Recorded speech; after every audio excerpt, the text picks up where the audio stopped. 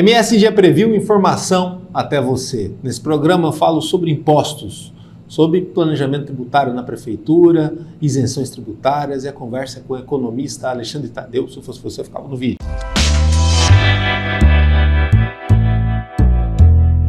Seja bem-vindo. Obrigado, Danilo, pela Valeu. oportunidade. Vamos falar desse assunto que é meio que um bicho de sete cabeças, né? Os impostos, toda a complexidade que existe em volta dele. E para isso, não gosta muito, principalmente não gosta tanto do imposto, mas de entender, mas mesmo assim é um assunto muito válido.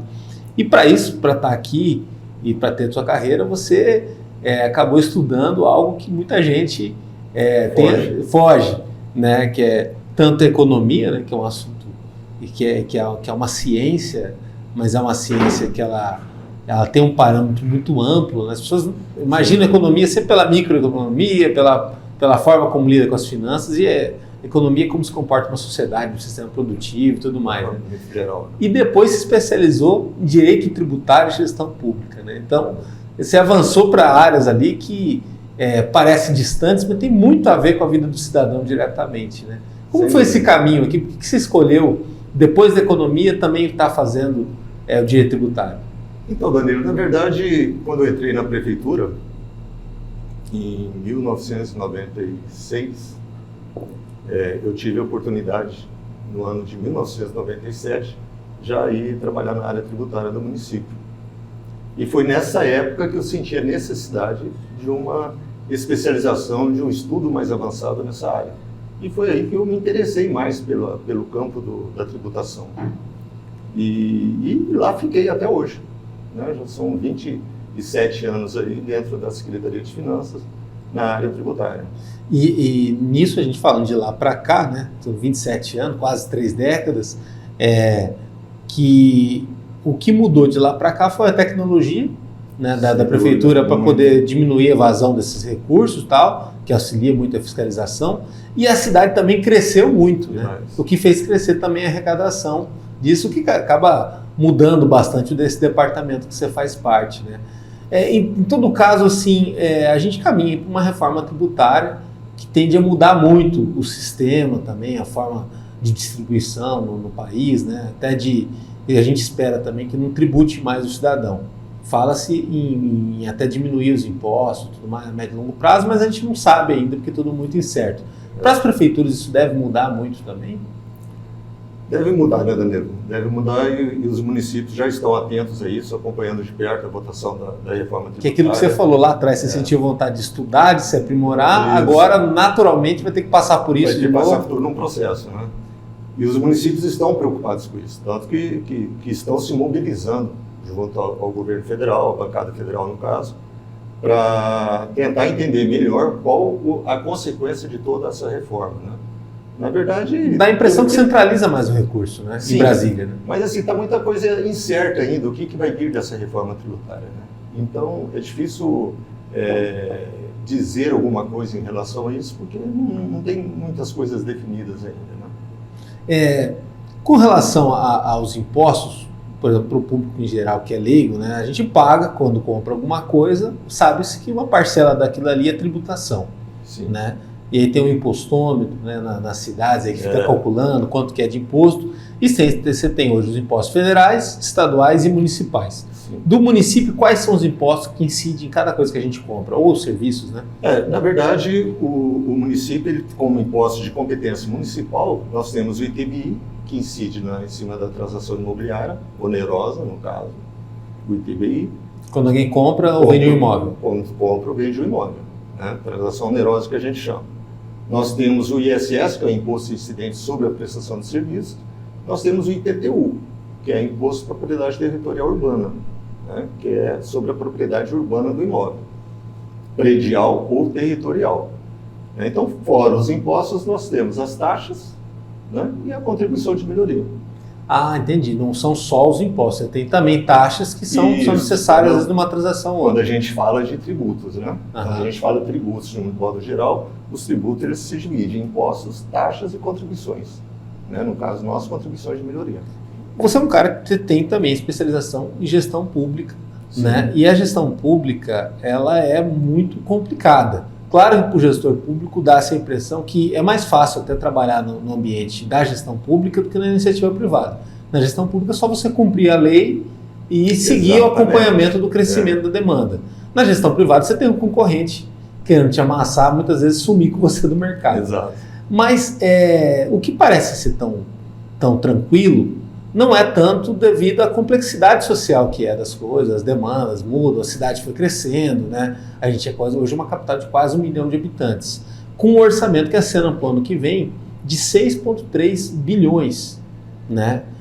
Tudo isso só vai acontecer se os impostos vierem, né? É uma expectativa. Sim, exatamente. Quando vem essa propaganda na mídia, o orçamento de Campo Grande para o ano que vem vai ser o maior da história, 6,3 bilhões, 6,2 e tal. Tudo depende no ano seguinte de toda uma equipe fazer a arrecadação desse dinheiro, e não adianta também você ter essa expectativa de entrada se você também, às vezes, gastar demais, né? Porque tudo isso tem meio que um termômetro disso, que a lei de responsabilidade fiscal determina, né? Exato. Como que funciona isso? A LRF? Na verdade, Danilo, a arrecadação para o ano que vem a gente já começa na prática agora, né? Sério? Por exemplo, o cadastro para lançamento de IPTU, ele foi fechado no dia 30 de setembro. Né? Então, as alterações que ocorrerem daqui para frente, até dezembro, elas não incidirão no lançamento do IPTU, porque o cadastro imobiliário já foi fechado. Então, a base do lançamento do IPTU para 2024 ela já está fechada. Né? E isso com milhares e milhares, centenas de milhares de imóveis e tudo mais. Sim, porque senão você não tem condição, você tem que fazer o lançamento até o carnê chegar. O carnê chegar. Então, ele é fechado em setembro e outubro. Para esse ano, ele foi fechado no dia 30 de setembro. E no final do ano, gerar o lançamento, o contribuinte ser notificado e providenciar o pagamento. Então, as ações para essa arrecadação, ela já se inicia agora. O planejamento de arrecadação do ano que vem já está indo. E existe uma meta, por exemplo, se a gente for pensar, por exemplo, que nem eu vou ter uma renda que vai vir daqui, outra que vai vir daqui, outra que vai vir de lá. Essas 3 metas elas têm que realizar para eu poder atingir minha expectativa de custos e tudo mais.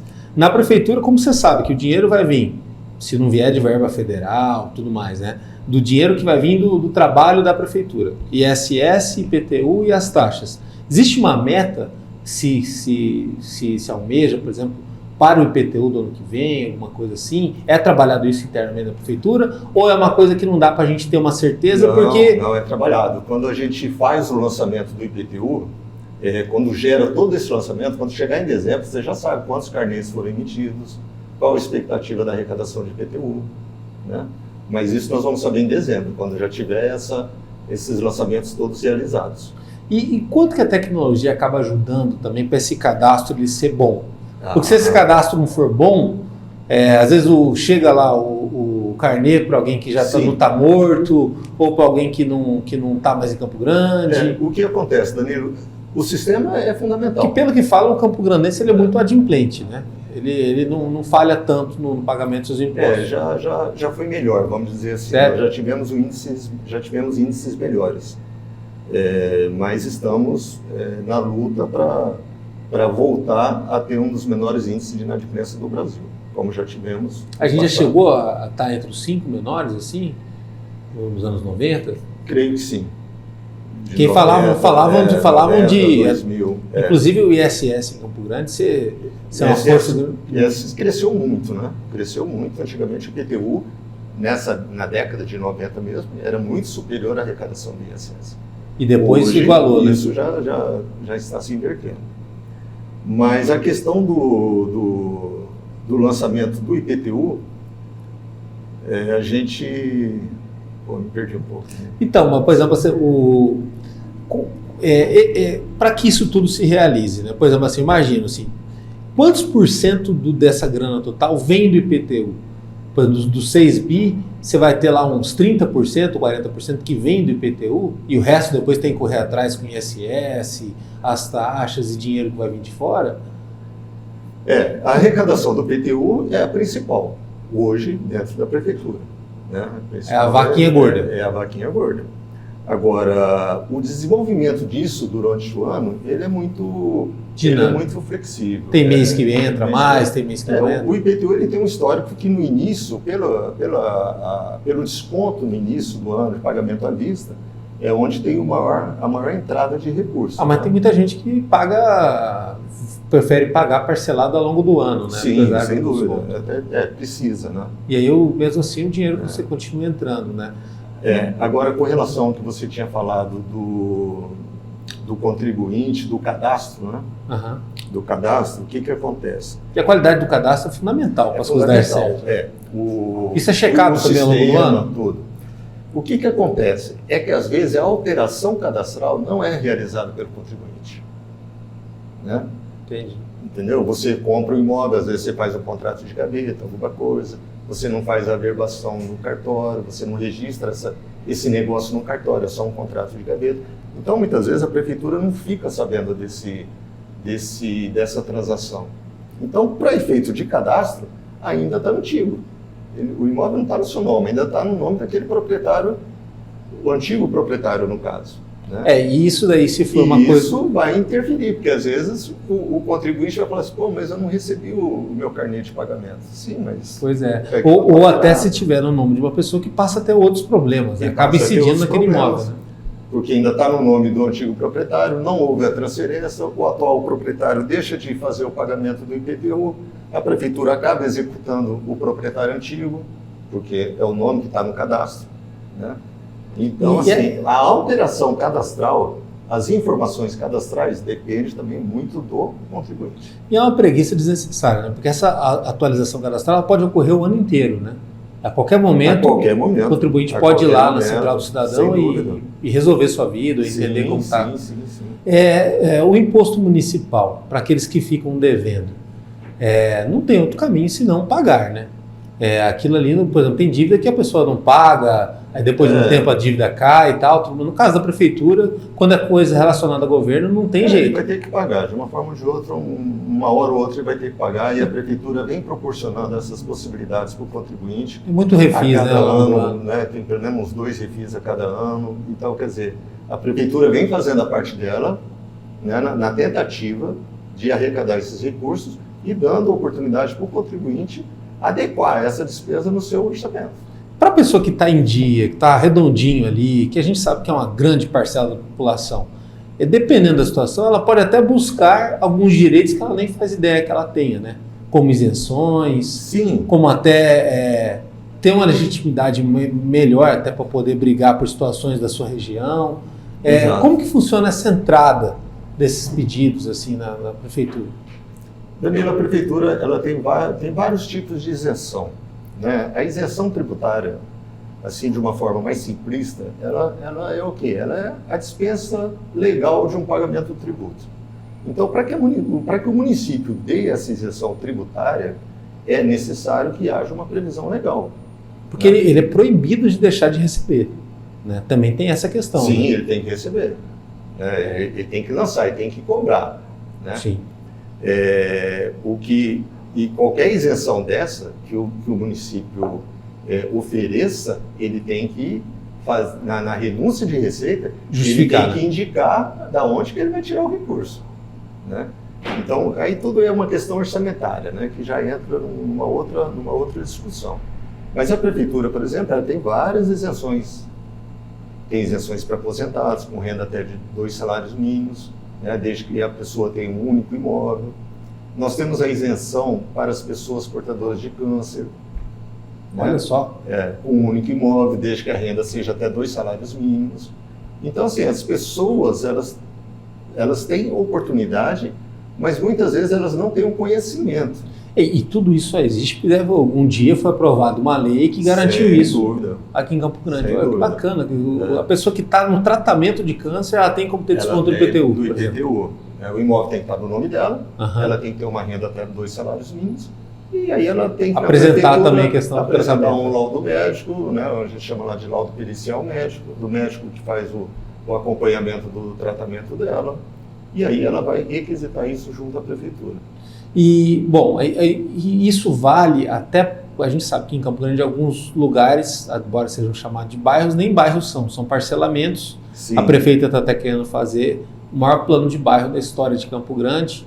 Isso vale também para outras cidades aqui também, onde infelizmente as prefeituras têm que fazer esse cuidado, né, de dar a dignidade do cidadão, de ele dizer mesmo que ele mora num bairro, e aí tem que ter todo aquele planejamento urbano da região, organização e tudo mais. Certo. Se a pessoa mora lá na periferia, num lugar assim, que não chega nem a ser bairro, é um parcelamento, é um local distante, né, bastante desfavorecido, mesmo assim, se ela tiver o imóvel no nome dela, ela consegue essa isenção? Aí vai depender da avaliação do imóvel. Entendi. Vai depender da avaliação do imóvel, né? Vai depender, por exemplo, se o financiamento dela for pela Minha Casa Minha Vida, por exemplo. Então, né, ela tem um limite da avaliação. Hoje está na faixa de R$83 mil, né? E se estiver abaixo desse valor, a pessoa, se estiver dentro desse programa de compra e venda do imóvel, se for no programa Minha Casa Minha Vida, ela vai ter essa isenção. Ou seja, não é só a região da cidade que você possa dar, é a condição do imóvel. Não, é a condição do imóvel ou do próprio contribuinte, no caso do aposentado, ou dessa pessoa que tem portadora da doença de câncer, né? Isso é o que muita gente fala da justiça tributária, que é a gente conseguir, na cobrança, equilibrar um pouquinho mais a balança das regiões favorecidas. Exatamente. Como economista, qual que é a tua visão da justiça tributária no Brasil? Você acha que a gente ainda pode evoluir muito ainda? Venha sendo sinalizada a questão da reforma, né? Mas a gente sabe o quanto que o mais pobre paga de mais impostos com relação aos mais ricos. É muito difícil mudar todo esse contexto, né? Mas é algo necessário, né? O Brasil precisa fazer essa mudança, né? E a reforma tributária vem como uma esperança disso, né? É preciso ter essa mudança. O brasileiro não suporta mais tanta tributação, né? E o problema não é nem tanto a tributação, sabe, o Danilo? O problema são os recursos que nos são oferecidos. Entendi. O retorno, né? O retorno dessa carga tributária toda, né? Porque se fosse uma carga tributária, como é realmente, mas se nós tivéssemos uma prestação de serviço de excelência, a gente suportaria melhor. Mas, infelizmente, não é o que nós vimos e temos muito que caminhar ainda nesse sentido, né? E isso em qualquer canto do Brasil, né? Agora, passa também muito pela questão da realidade dos municípios, né? Os municípios todos com os pires na mão, com dificuldade, se não é o gestor ou gestora municipal correr atrás do dinheiro em Brasília, ele tá muito ferrado na situação. Fora isso, a questão do mesmo dinheiro vindo para dar conta de cumprir a lei, né, da responsabilidade fiscal, de manter o teto, de pagar as prioridades que são determinadas ali com mínimas e tal. É muito complicado hoje em dia você assumir esse papel na gestão pública, né? Antigamente era mais simples, mas ao mesmo tempo você tinha órgãos de controle menos eficazes, né? A gente evoluiu, mas travou um pouquinho, né? A evolução traz isso às vezes, né? Mas é necessário. Esse travamento é um travamento necessário. A lei de responsabilidade fiscal, ela está aí para isso, né? Ela veio para dar essa segurada mesmo. E o problema nos municípios menores, né, que a gente tem aqui no interior, é a questão que a maior parte dos recursos vem de transferências tributárias do Estado e da União, né? Por isso que muitas vezes a gente fala, ficar com pires na mão e tal. A capital, ela já tem uma estrutura arrecadatória melhor. Mais autossuficiente. Né? Mais autossuficiente. Então, ela consegue gerir mais, com mais eficiência os seus recursos, né? E aí a questão da gestão, segurar nos gastos, né? Tentar arrecadar mais, mas sem aumentar mais tributos, lógico. É gestão de arrecadação. Isso que você está falando, assim, no caso que serve para qualquer uma das 5.000 e tantas prefeituras do Brasil, o controle do gasto é o que determina a qualidade da gestão, né?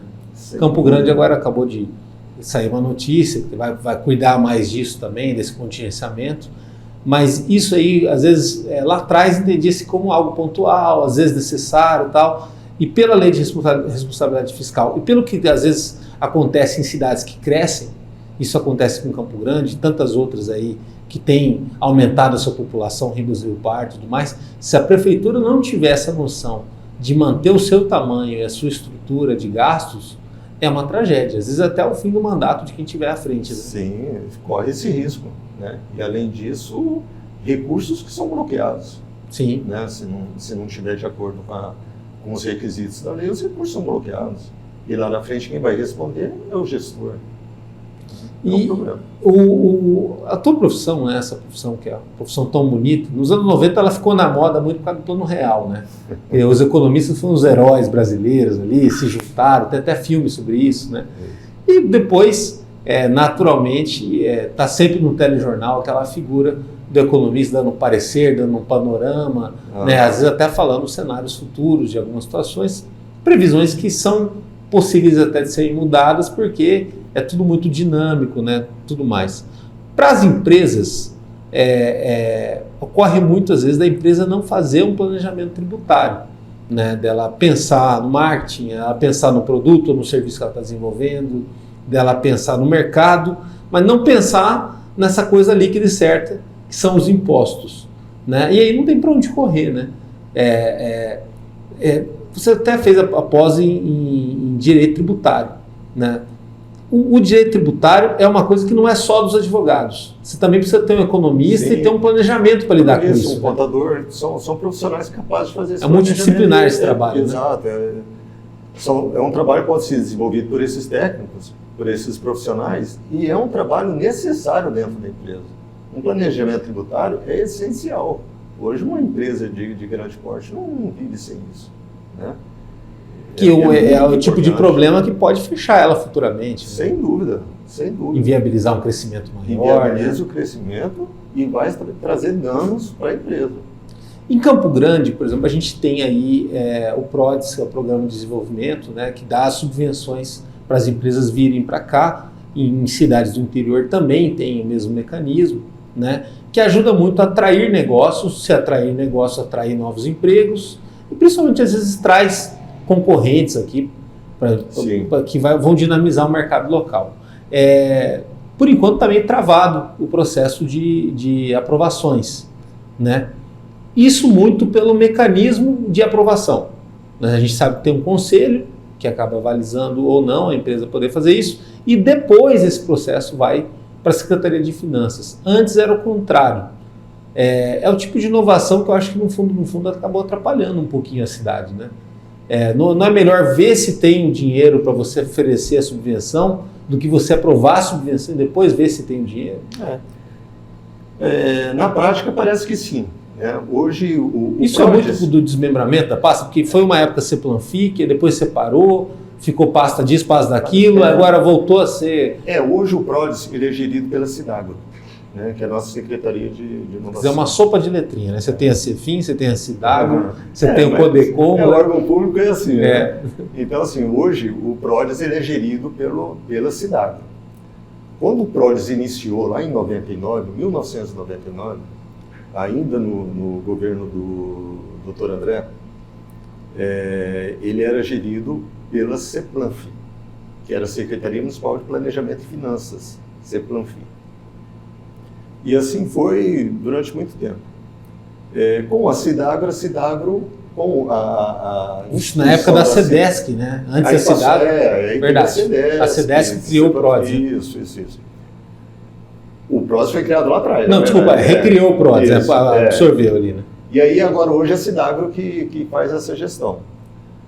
E realmente, o conselho, quando o empresário entra com a sua carta consulta ali, ele coloca todos seus pedidos, os seus preços, né?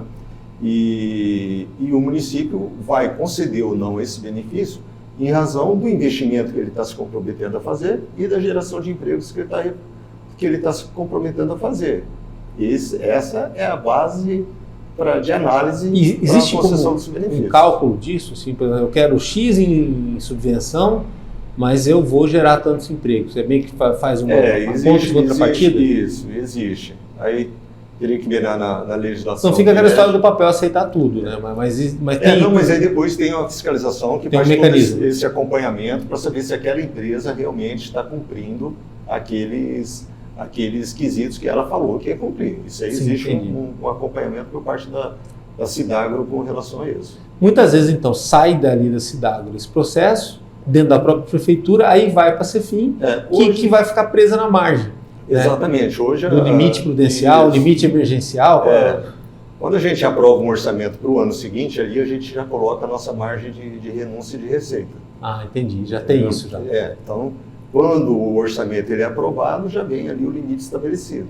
O que você vai conceder? O orçamento que sai da prefeitura e vai para a Câmara para ser analisado e aprovado. Isso. Quando a Câmara aprova, lá já está definido quanto que vai ser estabelecido de isenção de IPTU, de ISS, etc. Né? Hoje, por exemplo, essa margem já está no limite. Então, a Cefim hoje não tem essa condição de conceder mais esses benefícios fiscais até o final do ano. Para esse cenário de hoje. Por isso que tem uns processos que estão represados. Mas, ao mesmo tempo, claro que é por uma contingência da atual administração ter recebido tudo muito truncado, muito complicado na sua transição, né? Apesar de ter sido uma vice que assumiu de um prefeito que saiu, né, tal, os dois eram da mesma chapa, a transição não foi das melhores. Né? E aí a prefeitura está até hoje em adaptação, melhorando muito a cada dia, mas ainda dá adaptação dessa transição. Lá de trás, se tudo fosse melhor, você teria mais subvenções e até mais empregos sendo gerados. Mas em Campo Grande, a gente sabe aí, os números mostram, que tem vaga sobrando também, né? Tem muita empresa que abre as vagas, anunciam e elas não são preenchidas, e por isso que a gente tem aí todo dia mais de 1.400, 1.500 vagas aí sendo anunciadas. Eu já acho que entra muito na questão de qualificação, às vezes também. Também não consta. Porque eu ia perguntar se isso acaba influenciando também um pouco mesmo depois que a margem deu uma aliviada, de aprovar ou não a questão das novas empresas subvenções. Mas aí emprego, você tem vários tipos de empregos diferentes. E sempre vai estar vinculado nessa margem. Né? Uma vez que você alcançou, você não tem mais como ir além. É o respiro, né? Sabe? Não tem como. Esse aí, agora, realmente, para 2023, os limites já foram alcançados. Ou seja, daqui para frente, não temos mais condições de conceder um benefício de IPTU ou ISS. E 2024 tem como ser diferente o cenário, a partir só de uma economia da prefeitura, né? Não, assim, para 2024 vem um novo orçamento, e aí a gente vai trabalhando novamente essas margens. Entendi, mas isso não é aquela coisa assim concreta. O que definiu no começo do ano vale para o resto do ano. A cada mês isso vai sendo avaliado de acordo com a margem, o comprometimento da margem. Até porque os gastos eles acontecem a cada mês, né? Ao longo do ano, né? Não é uma coisa que você vai chegar no mês de janeiro e já soltar todos os gastos ali ou todos os comprometimentos do orçamento. É uma coisa que vai gradativamente ela vai acontecendo. Como gestor público, como economista, que futuro que você vê para o nosso país, que é um país que às vezes deixa de discutir as questões técnicas do que envolve a política e é tão passional nas eleições, nas campanhas, né? Às vezes até ultimamente tem sido tão polarizado, né? E às vezes para se discutir a situação de um problema, a solução daquilo, precisa de muita racionalidade, convergência, os dois lados, 3, 4 lados às vezes se entenderem, né? E a tua área, assim, o Plano Real até foi um exemplo disso, né? Foi muito estudo, muito pensamento, muito conceito para conseguir solucionar um problema que parecia impossível no Brasil, que era a inflação. Aí resolveu a inflação, ficaram os outros problemas, né? Que é o desenvolvimento, a organização da gestão pública e tal. Você acha que a gente tem uma perspectiva para os próximos anos? Tem que ter, Danilo, a gente tem que ter essa esperança, né? O cidadão, ele é muito esperançoso por natureza, né? O brasileiro principalmente, né? Eu venho de uma área técnica, né? Embora a gente, dentro de um órgão público, a gente tenha muito contato com a área política também, porque, lógico, a gente está submetido a um agente político, então a gente faz você fica no limbo ali, né? Na área técnica ou com a política. No muro, né? Mas a política, por si só, é a arte do diálogo, né? Então, a gente tem que achar o equilíbrio entre a política e a tecnicidade e dar andamento nos projetos. Né? Campo Grande, nós temos uma agência de planejamento urbano que nós temos lá técnicos da mais alta qualidade. Né? Então, assim, nós estamos muito bem servidos nessa área, né? Que é o que fez muita diferença, né? Nos últimos 20, 30 anos, para que ter qualidade de vida é esse planejamento, né, que a cidade tem. Danilo, assim, os políticos, as gestões, elas vão, vêm e passam. Os técnicos ficam. Então, assim, muitas vezes os técnicos que estabelecem os limites para os gestores, né? Olha, não é bem por aqui, vamos por aqui, né? E eu acho que é assim que vai constituindo, e Campo Grande então, ainda é uma cidade maravilhosa por causa disso. E outra, quando a política dá essa arrefecida, né, eu acho que todo mundo ganha, que é o que aconteceu nos últimos anos, né?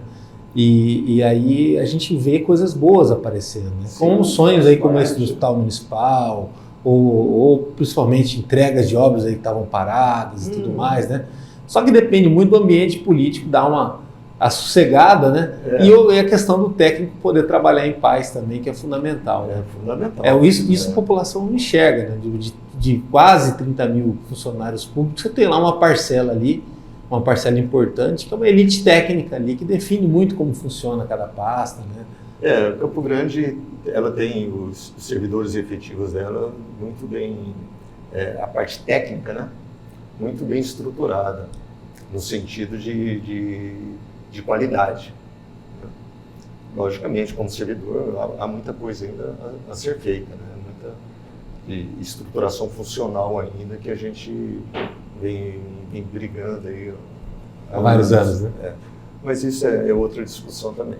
Olha, obrigado, foi um prazer, valeu pelo assunto aí, e fica o recado aí, quem às vezes estiver com a vida redondinha, estiver dentro dos critérios, ou tiver curiosidade de saber sobre isso, que busque os seus direitos, que converse, que muitas vezes assim é algo que não é um benefício ou um favor dado pelo momento, pela atual gestão, é o que está definido em lei e que está disponível pelo cidadão. Né? É o que está na lei. Muitas vezes o contribuinte, ele quer, às vezes, propor um parcelamento dentro das condições dele, mas que o município não pode aceitar, porque não existe a previsão legal. Né?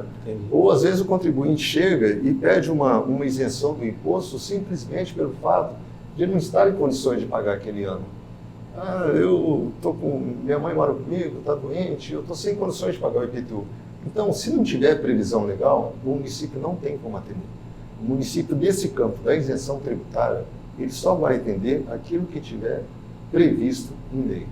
Que até se não fizer isso, sobra judicialmente aí para o gestor ou gestora que tiver. Exatamente. E acompanha nosso trabalho no www.msendia.com.br, lá no YouTube tem os cortes, entrevistas completas no nosso canal, também muita coisa no Instagram, no Facebook da MS em Dia. Até a próxima.